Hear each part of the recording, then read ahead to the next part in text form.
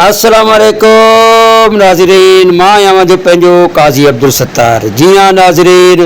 अवां ॾिसी रहिया आहियो मुंहिंजो यूट्यूब चैनल सत्तार काज़ी व्लॉग्स। जी हाँ दोस्तों, जेकॾहिं अगरि अवां आहियो मुंहिंजे चैनल ते न्यू त सभ खां पहिरियां मां अवां दोस्तनि खे गुज़ारिश कंदुसि नंढड़ी त मुंहिंजे चैनल खे सब्सक्राइब कयो ऐं हुन खां पोइ मुंहिंजे चैनल खे लाइक बि कयो। ऐं हिकु अवां दोस्तनि खे ॿी बि गुज़ारिश कंदो हलां त अॼु जो जेको मुंहिंजो हीउ वीडियो आहे सोप सीरियल तौलाब जे लाइ ऐं अवां दोस्तनि ताईं जेका मां अपडेट पहुचाइण वारो आहियां। अवां दोस्तनि खे सोप सीरियल तौलाब जे लाइ हिकु अहम मालूमात अवां दोस्तनि ताईं पहुचाईंदुसि ऐं ज़रो बराबरि बि किथे का बि कमी कोताही न अवां ताईं न छुपाईंदुसि न लिकाईंदुसि। जेको बि इन ड्रामे में जेका रिकॉर्डिंग कई वई आहे ऐं जिथे जिथे कई वई आहे ऐं कहिड़े कहिड़े हंधि जी रिकॉर्डिंग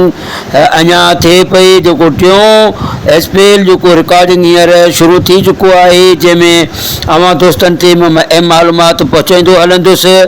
ऐं न्यू अपडेट सां मां अव्हांखे ॿुधाईंदो हलां त जेका अवां सोप सीरियल तौलाब जी जेका किस्त नंबर 9 में ॾिठो त जेके सो पंहिंजो दिलावर मोहम्मद मुराद सोरी मुराद खान वारा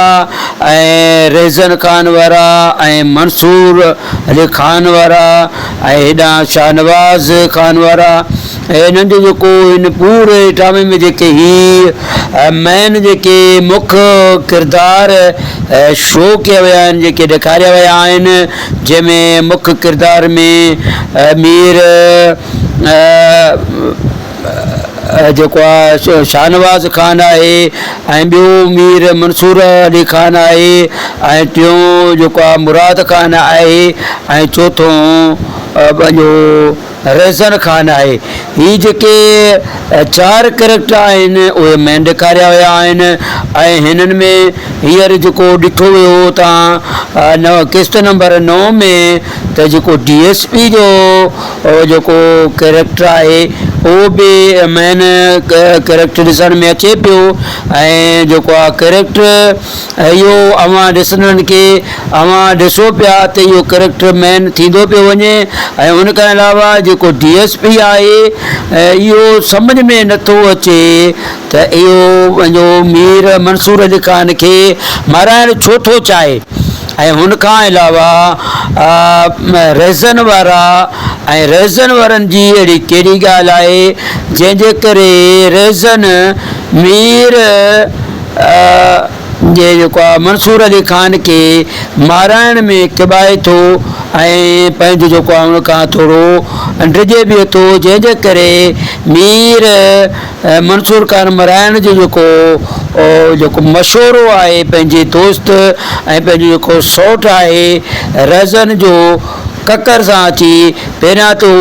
उताक में वेही करे ठारो ऐं ककर ऐं रेज़न जो मनसूबो जोड़नि था पिया अमीर मंसूर अली खान खे ऐं बाद में जेको रेज़न अची ककर खे चए थो त मां हरू भरू ठारे खे ईअं ॿुधाइण जे करे मूं इहा ॻाल्हि कई ऐं उनखे मुतमिन करण जे लाइ हाणे मां तोसां इहो मशवरो करणु चाहियां थो त छा मीर शाहनवाज़ खान असां सां सचो आहे या न आहे। तो दोस्तों अवां जीअं ॾिठो किस्त नंबर 9 में त मीर शाहनवाज़ खान मीर मंसूर खान खे माराइणु चाहे थो। उहो माराइणु छो थो चाहे, जी कहिड़ी वजूहत आहे, कहिड़ी ॻाल्हि आहे ऐं होॾां अगरि ॾिठो वञे त जेको DSP आहे उहो बि मीर शाहनवाज़ खान सां मिलण लाइ अचे थो। उहो बि हिकु मनसूबो मीर मंसूर खान खे माराइण जो जोड़ी वधो आहे ऐं हुन खां अलावा होॾां जेको रेज़न ऐं मुराद जो जेको जहिड़ो आहे हाणे मीर शहनवाज़ ख़ान उन्हनि जे ॿिन्ही जे जहिड़ीअ मां फ़ाइदो वठंदे हाणे उन्हनि खे माराइणु चाहे थो मंसूर ख़ान खे। तीअं शहनवाज़ चए थो जीअं नांग बि मरी वञे ऐं लठ बि न भॼे ऐं पाण खे हू ज़ाहिर नथो करणु चाहे। जे शुरूआती किस्तनि में मां ॾिठो त जेके मंसूर ख़ान ते हमला थियनि था ऐं किस्त नंबर 9 में बि अवां ॾिठो त जेको आहे ऐं 8 में बि अवां ॾिठो त हिकिड़ो चरियो अचे थो। इहो चरियो जासूस आहे छा आहे? ऐं होॾां अवां ॾिठो किस्त नंबर 9 में त ककर जेका मिठे जी यानी मिठल जी जेका भेण आहे, जेको मिठल सब्जी खपाइण वारो आहे, उन सब्जी खपाइण वारी भेण सां उहो इश्क लड़ाइण जी कोशिशि करे थो ऐं हुनजे पोयां अचे थो, जंहिंजे करे ककर खे हुनजो सौटु रोके थो ऐं हू फ्लैशबैक में पंहिंजो हुनखे किसो ॿुधाए थो त हू शहर वञनि पिया। उन्हनि मूंखां लिफ्ट घुरी, मां लिफ्ट जे बहाने सां उन्हनि जी मुलाक़ात थी आहे ऐं हाणे मां उनखे सुञाणींदो आहियां, मां कहिड़े बि हिसाब सां मां हिन छोकिरे सां मिलणु चाहियां थो। अहिड़ीअ तरह जहिड़े मीर मंसूर ख़ान जो जेको ख़ासि ग़ुलाम आहे हैदर अली खां पुछा करे थो त हीउ जेको चरियो आहे इन चरे खे किथे तो पहिरियां ॾिठो आहे शहर में या किथे कंहिं हंधि चरे खे ॾिठो आहे? त हैदर अली हिनखे चए थो त मूं हिनखे पहिरियों दफ़ो हिन चरे खे हिते ॾिठो आहे। पोइ बि मीर मंसूर ख़ान अली ख़ान खे इहो वहम वेची वञे थो त थी सघे थो इहो जेको चरियो मुंहिंजे बंगले जे ॿाहिरां मुंहिंजे हवेली जे ॿाहिरां घुमे फिरे पियो, इहो चरियो न आहे, थी सघे थो हीउ चरे जो नाटक करे पियो। हाणे अवां ॾिसंदड़ ॾिसो पिया त हीउ चरियो लॻे ई कोन थो, ॾिसण वटां ई कोन थो लॻे। अहिड़ीअ तरह हैदर खे बि इहा ॻाल्हि वाज़े तौरु नज़र अचे थी, हू बि चए थो त थी सघे थो इहो चरियो न हुजे। त दोस्तो मां अव्हां खे ॿुधाईंदो हलां जेका किस्त नंबर 10 अचण वारी आहे, किस्त नंबर 10 में अव्हां खे मां ॿुधाईंदो हलां जेको हुन में हाणे जेको सिलसिलो थींदो। अॻियां मीर मंसूर ख़ान जे अॻियां गाॾीअ जे अॻियां उहो चरियाण अची वञे थो ऐं चरियाण अचण खां पोइ मीर मंसूर ख़ान जो शक अञा वेतर उन चरियाण जे पोयां वधी वञे थो। मीर मंसूर अली ख़ान उन चरियाण जो हैदर अली ख़ान सां गॾिजी गाॾीअ ते पीछो करे थो, जंहिंजे करे हू काफ़ी परे निकिरी वञनि था ऐं उहो चरियाण वठी कंहिं झंग जो पासो वठी उहो चरियाण मीर मंसूर अली ख़ान ते हमिलो करे थो। अञा बि शक पक में बदिलजी वञे थो ऐं मीर मंसूर ख़ान अली जेको आहे पाण होशियारु थी वञे थो त किथे न किथे इहा जेकी चालाकी आहे, इहो जेको मनसूबो आहे, इहो मनसूबो मीर शाहनवाज़ ख़ान जो ई जोड़ियल आहे ऐं उनजे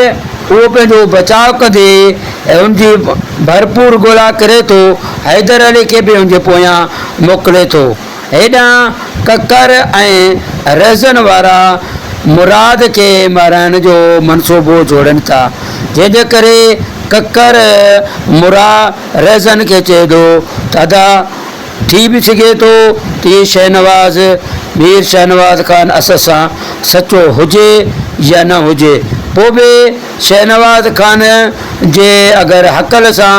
पूरी या उनजे जलसे में इलाही खोड़ सारा माण्हू गॾिजी वञनि था ऐं मीर मंसूर अली ख़ान जे पोयां त को बि न आहे, जंहिंजे करे रज़न ककर खे चए थो पियो दादा थी सघे थो हीउ इनकलाबी माण्हू आहे, हिन जे पोयां माण्हू ज़रूरु हूंदा, पाण तकड़ मां कमु न वठूं। अहिड़ीअ तरह राज़न ककर खे बि सम्झाए थो। बहरहाल अॻिते ॾिसूं था किस्त नंबर 10 में, किस्त नंबर 10 में हीउ जेको मनसूबो जोड़नि था मीर मंसूर ख़ान ते, हुननि जे अॻियां ई जेको उन ते हमिलो थिए थो त हाणे रहज़न ऐं ककर वारा परेशान आहिनि त असां मीर मंसूर ख़ान खे मराइण जो मनसूबो अञा जोड़ूं ई पिया त हुनजे मथां जेको हमिलो थियो आहे उहो हमिलो कंहिं करायो। ही ॿई ककर ऐं रहज़न मीर शाहनवाज़ ख़ान जे बंगले ते पहुचनि था। उते अची मीर शाहनवाज़ ख़ान खे धमकाइनि था त छा जेकॾहिं तो मीर मंसूर ख़ान अली खे माराइण जो मनसूबो असां खां जोड़ायो आहे या असांखे ज़िम्मो ॾिनो आहे त पोइ मीर मंसूर ख़ान ते हमिलो ॿियो केरु कराए सघे थो। जंहिंजे करे मीर शाहनवाज़ ख़ान पाणी परेशान थी वञे थो त इहा जेका ज़िम्मेवारी आहे, इहो जेको आहे मनसूबो मां अव्हांजे ज़िम्मे लॻायो आहे त अञा ॿियो कहिड़ो माण्हू आहे जेको मीर मंसूर अली ख़ान खे जेको आहे ख़तरो पहुचाए सघे थो। तो दोस्तो हाणे किस्त नंबर 10 में ॾिसंदासीं त इहो चरियाण कहिड़ा कहिड़ा कम थो करे। इन चरियाण जो कहिड़े अञा टे कंहिं वॾेरे सां वास्तो आहे जेको मीर मंसूर ख़ान खे मराइणु चाहे थो। ऐं होॾां ॾिठो वञे त मीर शाहनवाज़ ख़ान पंहिंजे जॻह ते परेशान आहे, होॾां मुराद वारा बि परेशान आहिनि ऐं होॾां रहज़न वारा बि परेशान आहिनि। ऐं अॻिते हली करे जेको मिठल आहे सब्जी खपाइण वारो, उनखे कुझु माण्हू बुट लॻाए किस्त नंबर 10 में उनखे अगवा करे वञनि था ऐं हिकु अहिड़े वॾेरे जे उताक ते उछलाइनि था जेको उन वॾेरे जी उताक अञा ताईं कंहिं बि किस्त में शो न आहे थी। हाणे उहो वॾेरो कहिड़ो आहे जेको मीर मंसूर ख़ान ऐं मीर शाहनवाज़ ख़ान ऐं जेके बि सभु मुराद ख़ान ऐं रहज़न ख़ान वारनि जो वधीक दुश्मन हुजे। तो दोस्तो हाणे ॾिसूं था किस्त नंबर पंहिंजो 10 में त हाणे इहे छा था करणु चाहिनि ऐं उहो वॾेरो केरु आहे, उहो कहिड़ो विलन आहे ऐं उहो मीर मंसूर ख़ान खां कहिड़े क़िस्म जो बदिलो वठणु चाहे थो जंहिंजे करे हू चरियाण खे मोकिले थो। तो दोस्तो ॾिसूं था किस्त नंबर 10 में। ऐं दोस्तो मां अव्हां दोस्तनि खे हिकिड़ी नंढड़ी गुज़ारिश कंदो हलंदुसि त मुंहिंजे हिन वीडियो खे अव्हां प्लीज़ आख़िर ताईं ॾिसंदा करो। मां ही अपडेट हर रोज़ानो दुलाब ड्रामे जे बारे में अव्हां दोस्तनि ताईं पहुचाइण जी भरपूर कोशिशि कंदो रहंदुसि। मां उमेदु कयां थो त मुंहिंजो हिन अपडेट में अव्हां दोस्तनि खे तमामु बहितर खां बहितर रहनुमाई मिली रही हूंदी ऐं अव्हां दोस्तनि जो निहायत शुक्रगुज़ार आहियां जो तव्हां मुंहिंजे हिन वीडियो खे आख़िर ताईं ॾिसो पिया ऐं पंहिंजनि दोस्तनि में बि शेयर कयो था। तो दोस्तो नेक्स्ट वीडियो जे लाइ मां अव्हां दोस्तनि खां वठंदुसि इजाज़त ऐं अचण वारी जेका सूमर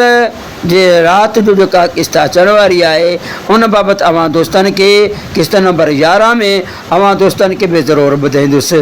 ऐं अव्हां दोस्तनि खे हिकु ॿी अहम मालूमात ॿुधाईंदो हलां त मीर मंसूर ख़ान जेको